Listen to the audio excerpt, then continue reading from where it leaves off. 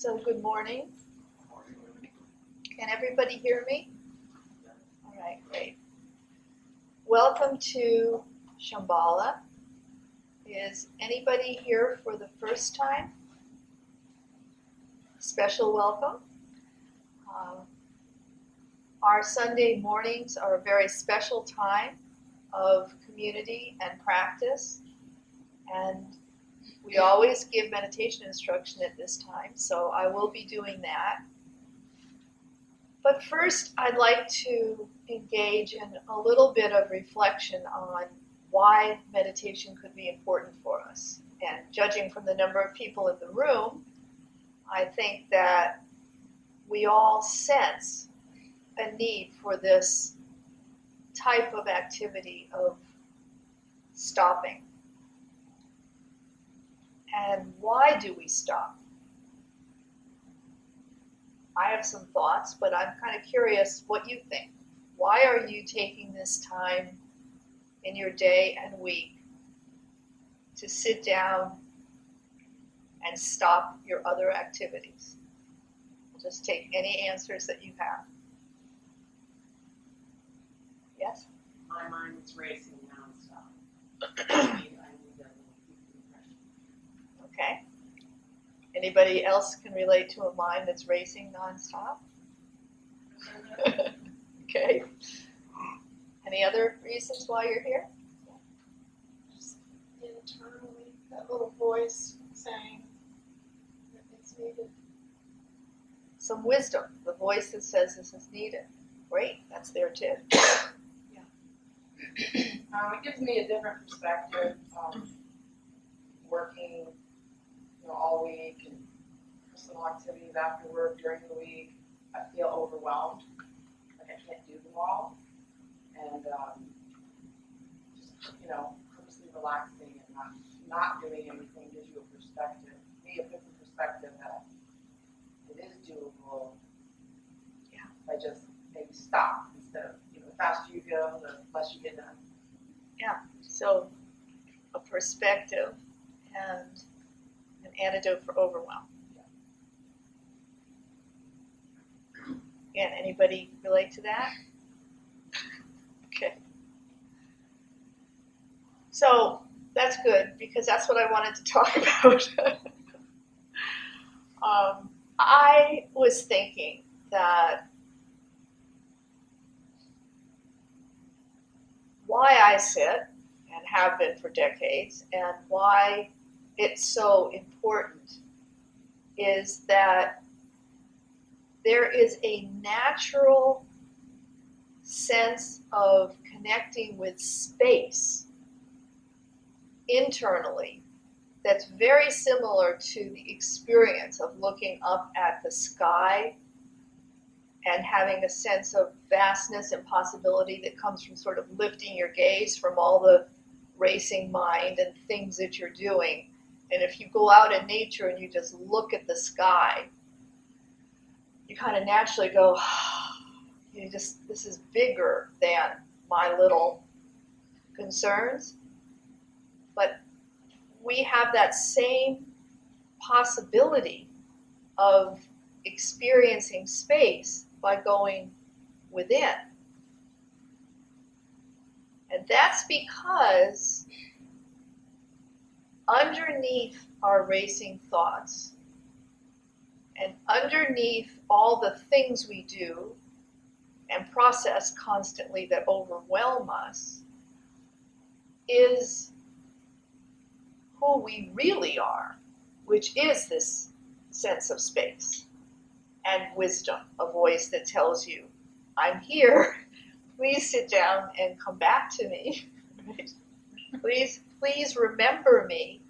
It's what brings us to a church. It's what brings us to writing. It's what brings us to sitting. It's what brings us to any kind of contemplative activity is a wisdom, a voice within ourselves that says, I'm here, don't forget me.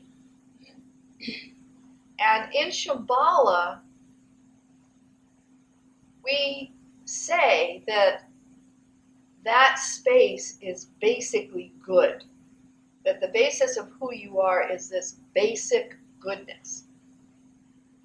And it's interesting because when Chogyam Trungpa, the founder of Shambhala, the gentleman on the left, first used the words basic goodness, which was actually, I think, a translation for Domine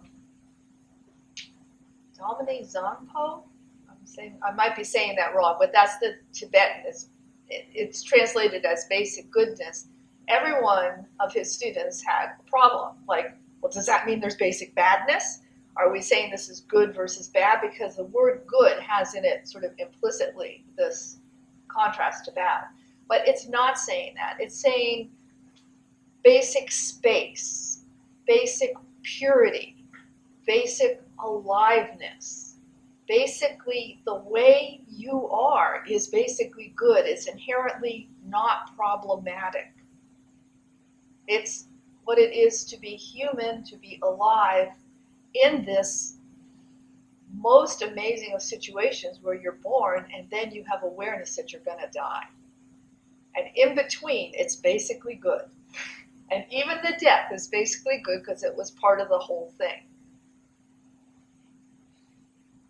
That's the bigger perspective of what it is to be human. And that's when you can take a breath about all these things that are racing through our minds and that we're overwhelmed with. They're real in their own way, but they're just happening up here. And they are going to change and they are going to pass. And you know that from experience. The things you worried about a year ago aren't even the problems you're worrying about now, most likely. And somehow they did resolve themselves in one way or another. But we just want to keep chewing on that kind of stuff because this good news basic space is also overwhelming, just like the sky is big and vast and overwhelming, right? So a part of us may be a little bit afraid to move from chewing on the racing thoughts and being overwhelmed with stuff down into this vast open space of anything is possible.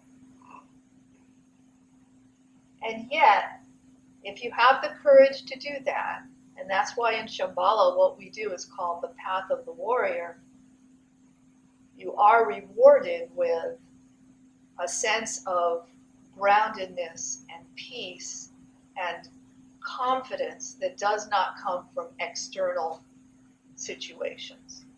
And so you can face the multitude of things that we have to face in our lives in a different way. So let me stop there for a minute. Does this resonate with you? Is there anything confusing or any questions about that so far?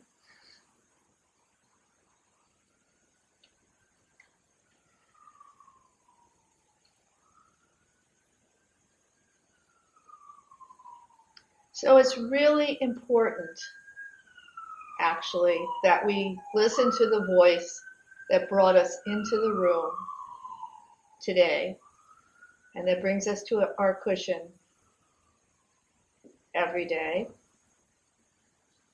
Because it's not just the sitting in this room or the sitting on your cushion that's important. It's this connection to your basic sanity that's what we're doing. So we can get a little bit insane with the pace of life and with the news and with the issues that come up for family and friends and in our own lives. They're constantly have the potential to throw us off. But if our center is within this knowledge of who we really are, we can live our everyday life in a way that's an example for others who are more confused than we are. And we can be like a beacon of sanity and awareness and joy for the rest of the world, which is really the ground of what we call creating enlightened society, which again is what Shambhala is about. And those words sound pretty grand, but if you really think about it, just as each of us being grounded in our own space and sanity and joy and light, then it's really a matter of recognizing that in ourselves and then seeing that in others. And when we recognize it in ourselves and see that in others, it creates a field of kindness. It's basic kindness instead of judgment. There's a lot of judgment going around.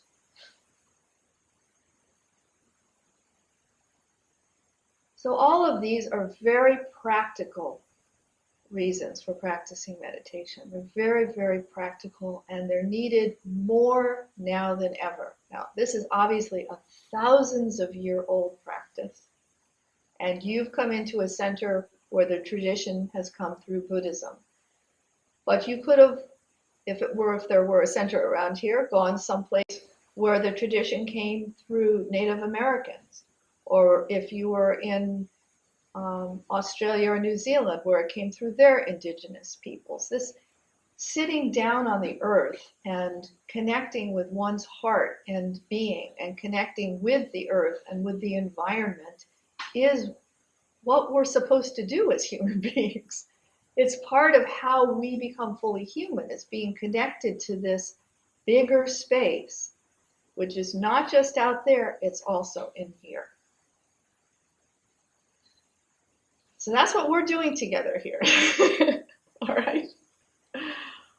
Very, very practical, important, and personal journey.